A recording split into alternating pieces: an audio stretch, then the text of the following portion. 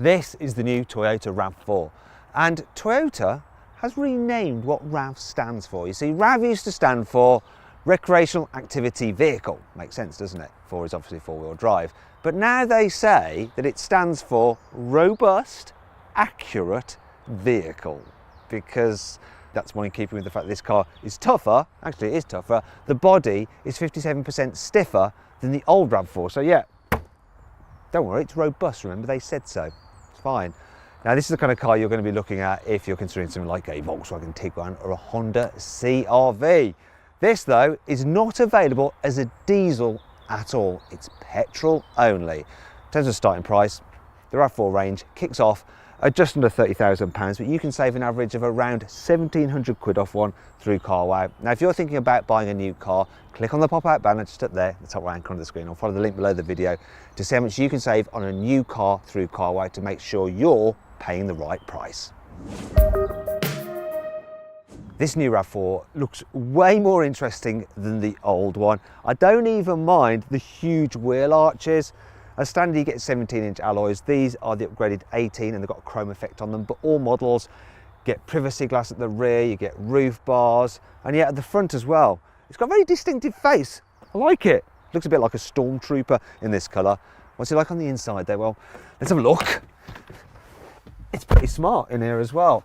I do like the design, it's interesting, and there's nice soft touch materials here on the dash with the stitching effect there, here on the door tops as well. There are some areas where it's not quite so great though. For instance, you've got scratchy plastics down here, here, up here, and just here on the handles. But then there's some other bits that do make up for that. Rubbery effect here on the inside of the door handle. There's rubbery effect here and even up here on the stereo controls.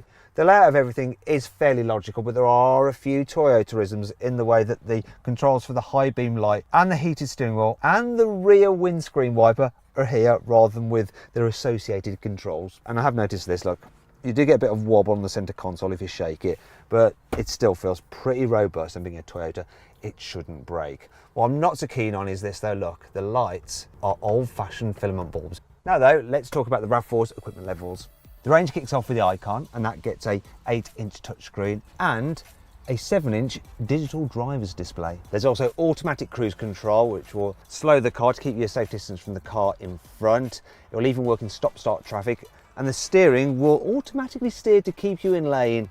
And of course, there's also auto emergency braking if you don't spot that a car in front of you has stopped. The Icon also has dual zone climate control and automatic lights and wipers. Finally, you also get a reversing camera, and at the press of a button you can go to a wider view, and also you can change the look of the guidelines shown on the screen to help you park. The next trim level up is called Design, and that adds front parking sensors. You also get keyless entry and an electrically operated tailgate.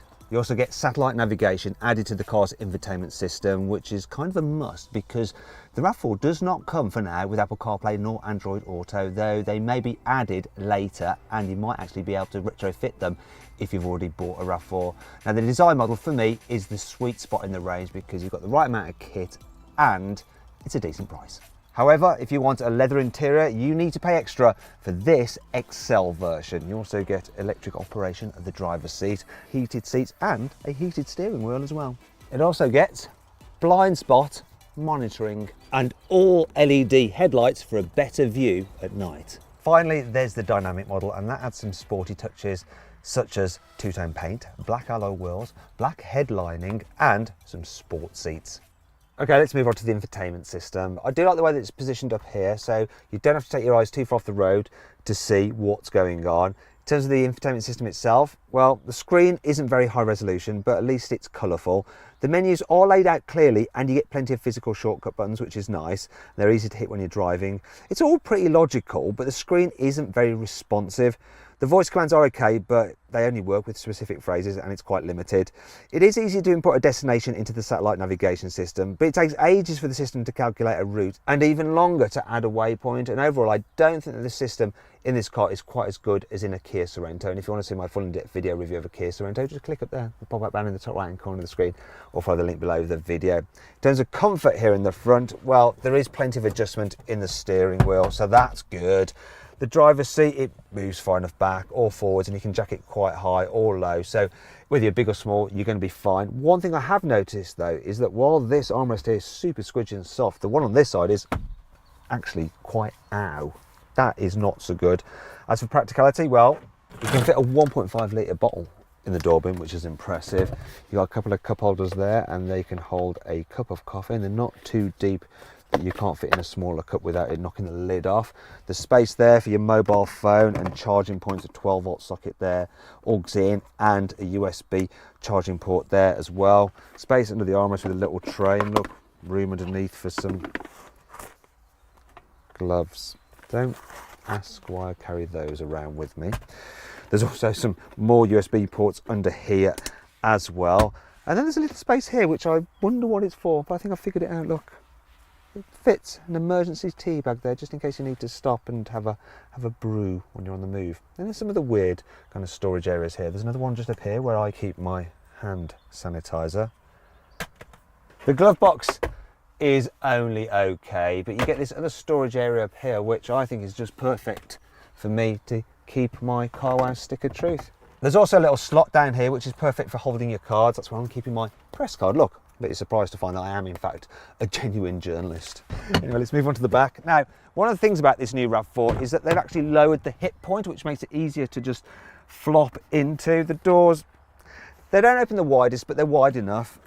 And yeah, it's still easy to get in to this car. And once you're in, look at this, right? So loads of knee room, and you can slide your feet under the seat in front to stretch out. Headroom, even with the optional sunroof, is okay for me, and people over 6 foot tall will be fine even with that in place. The middle seat is a bit raised, so it feels like a perch if you're in the middle, but because there's not too much of a hump in the floor, there is plenty of space for everyone's feet. In fact, it's actually quite good with 3 in the back, because this is a very wide car, so even taller people who are sat on the outer seat won't feel like their heads are touching the roof where it curves in at the top of the windows. So that's good. What's not so good is this, look. So yes, you have an armrest with some cup holders, but there is no through loading at all.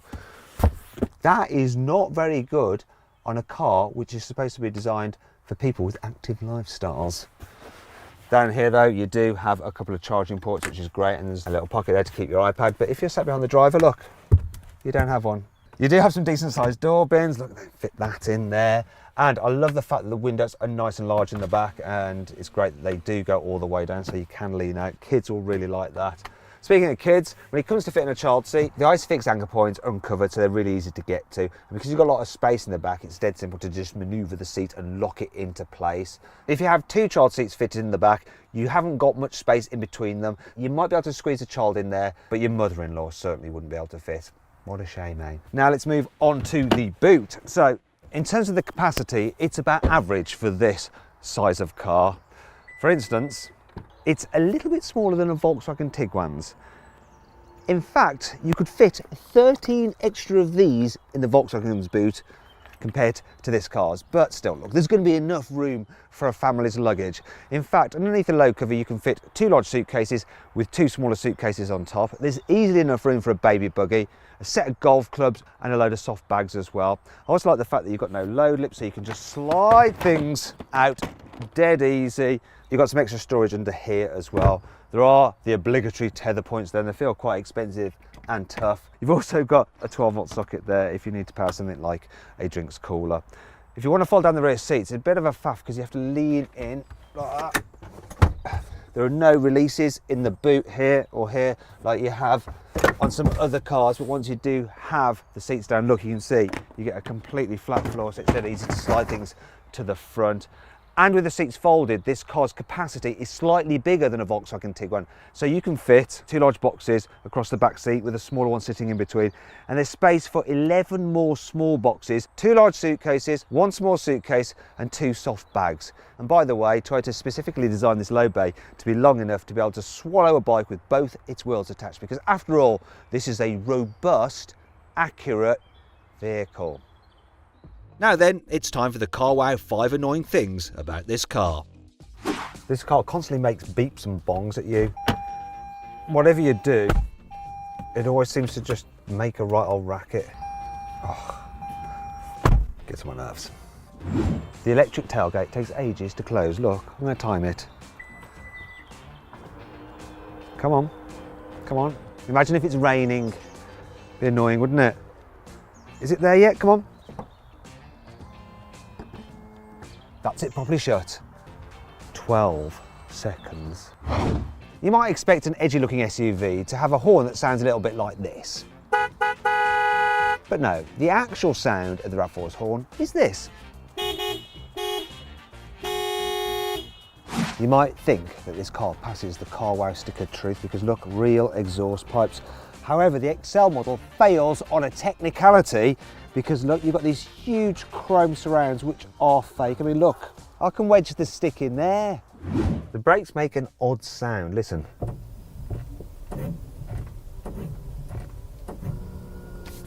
Then you get that drilling sound.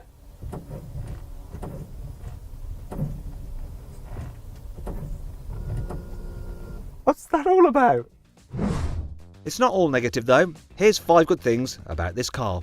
You see these bumps on the roof? Well, they're specifically designed to help the air flow across the top of the vehicle, and that reduces drag when you're driving at speed, which helps improve the economy. Check this out.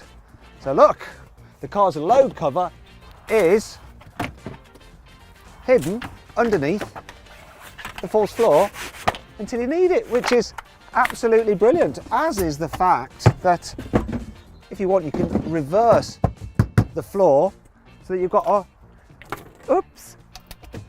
wipe down surface. Perfect if you've got a dirty dog that you need to carry in your car. You don't have to worry about the backs of your trousers getting dirty by rubbing against the sills if the car's been driving on a muddy road, because look, they'll always be clean thanks to the fact that look, the doors extend all the way over and they're protected by cladding. Don't worry, it'll come off. 4-wheel drive versions of the RAV4 have something called trail mode. Now when you select it, it alters the changes from the gearbox and the throttle response, so it's just a little bit better for driving on slippery surfaces. Also, if the car detects one of its wheels is losing traction and starting to spin, say it's off the ground, it will automatically brake that wheel to send the power to the wheels that do have grip to get you going again. Being a Toyota, the RAV4 gets a 5-year warranty. Mwah! That was weird. The engine lineup for the RAV4 is pretty simple because there's just one hybrid. And that's it. So that uses a 2.5 litre petrol engine and it's mated to an electric motor, and then you have 215 horsepower, which is good for 0 to 60 in around 8 seconds, which is all right. You can get the RAV4 with front wheel drive or all-wheel drive, though all-wheel drive is not available on the entry-level car.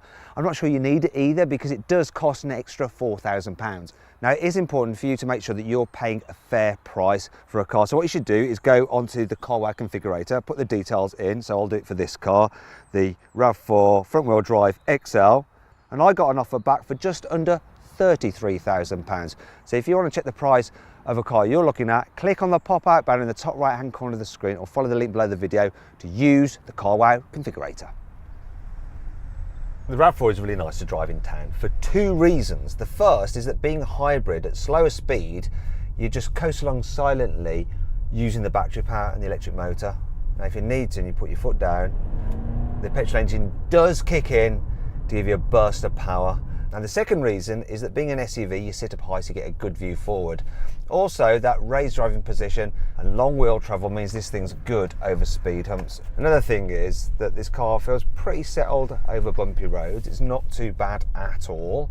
Now, one of the things with hybrid cars is that when you're braking, the first part of your braking engages the car's inverter, which then charges up the battery, and it can make the brake pedal feel a little bit inconsistent. Now let's see how easy it is to park this RAV4. Big wing mirrors, and these pillars as well. They're quite thin, so they don't create much of a blind spot. Also the steering's nice and light, so that's good. The reversing camera is helping me out quite a bit. I do wish that the mirror over there would tilt down, but it doesn't. But it's quite easy. The only real issue in terms of visibility is the pillars. They're quite fat. That's it, done. Right, let's get on with the final in-town driving test. Right, let's see how manoeuvrable this car is. So here's a mini roundabout. It should be fairly easy to get around because this car has quite a tight turning circle for an SUV. It's better than a Volkswagen Tiguan's. It's also better than a Honda CR-V's. And yeah, that was an absolute piece of cake. On the motorway, the RAV4 is a pretty good long distance car. The seats are nice and comfy and soft, but still supportive. Also, it's reasonably quiet. You do get a bit of tyre noise and a little bit of wind whistle from those big door mirrors. It's not quite as quiet as a Citroen C5 Aircross. In fact, you can see my in-depth review of the Citroen C5 Aircross just by clicking up there on the pop-out around the top right-hand corner of the screen. What does spoil the ambience though is this. I'm going to accelerate from 50 miles an hour, see how long it gets to 70. Yeah, engine picks up well. We've got a bit of added punch from the electric motor, and that's 70. But did you hear that? The drone from the gearbox. What happens is it actually holds the engine's revs at a fixed point where the engine is most efficient, which is good. The bad thing is that then it makes the engine just sound like it's going Aah! It's like that, and it gets on your nerves. Now, the reason they have this kind of gearbox known as a CVT is because it does improve the economy. So let's check out the economy on this car. So that's what I'm averaging. It's all right. Let's see what this Toyota RAV4 is like when you encounter a twisty road. So I'm going to put it into sports mode, which has added some weight to the steering, and it's made the throttle a little bit more responsive. And I've got some red detailing on the speedo. Sporty. Not really. Not really at all. This car goes around corners well enough. It doesn't lean too much in the bends, and it grips the road okay. The RAV4 is more of a cruiser. Decent cruiser though. Now, if you quite like a family SUV, but really want a diesel, then click up there on the pop-out bar in the top right-hand corner of the screen, or follow the link below the video to watch my in-depth review of the Volkswagen Tiguan. But back to the RAV4 now and my verdict. So, should you avoid it? Should you consider it? Should you shortlist it? Or should you just go right ahead and buy it? Well, I reckon you should shortlist the Toyota RAV4. It's a practical, good to drive, and economical family SUV. Do you agree with my verdict? Let me know in the comments section. Also, please subscribe to this channel for more videos, and if you click on the deals box to the right, you can see how much you can save on a new car at CarWow, or click on the video windows below to watch another of my videos.